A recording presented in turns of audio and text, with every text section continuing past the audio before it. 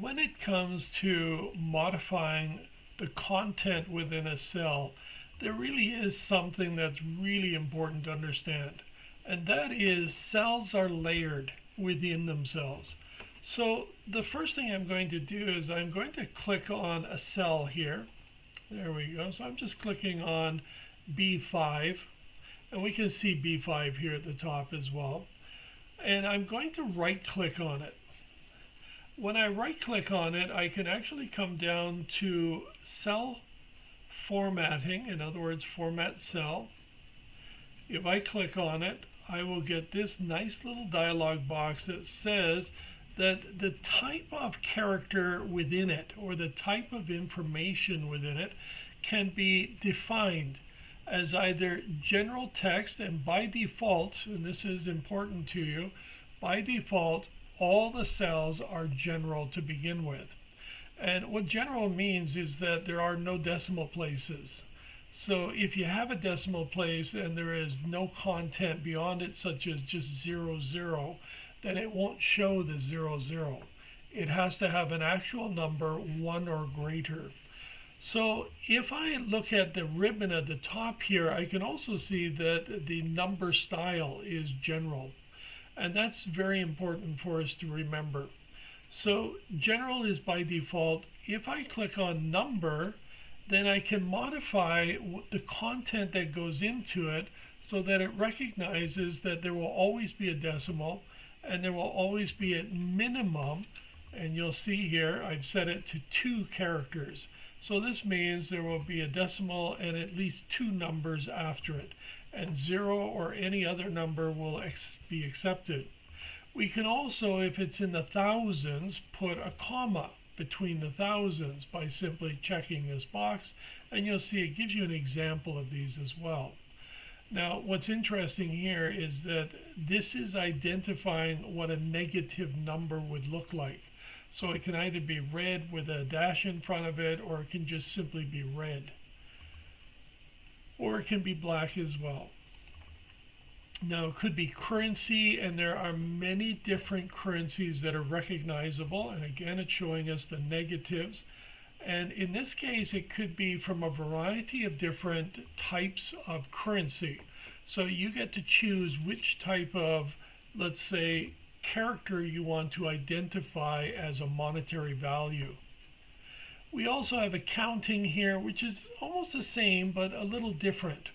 And we'll talk a little bit more about currency and accounting a little bit later. Dates, we can add, subtract, multiply, and divide dates. Now this is really interesting, but we'll leave this for a later, more advanced topic that we want to talk about. Dates are very interesting. And which type of date structure, or how you would like it to appear, and which particular country. Many different countries have different ways of representing a date, and some do not use the Julian system, they use a totally different system. So it's important for us to recognize and choose the appropriate one when we're conveying messages to people from those countries. And also the time as well, and the percentages, and of course fractions, and of course there are other things such as special characters.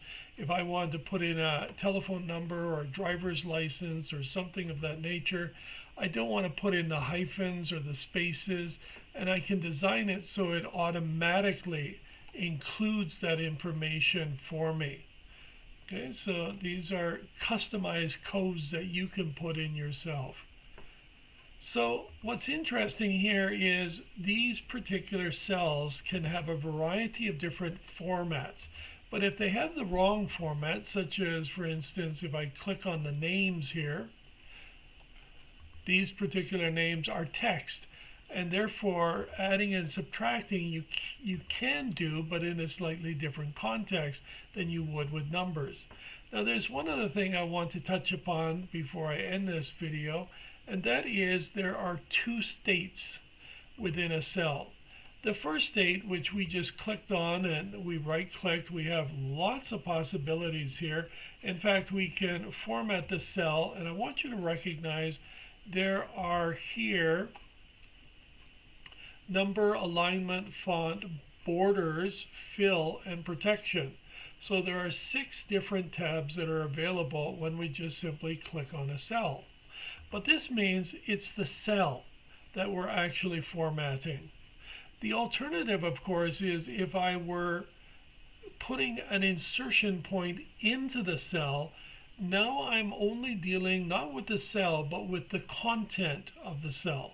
And if I now right click on it, I don't have as many options. And if I use Format Cell, I only have one option, and that is for the font itself. I can only change the font. Whereas when I was actually at the cell and only the cell and not with an insertion point inside, then I had lots of options available.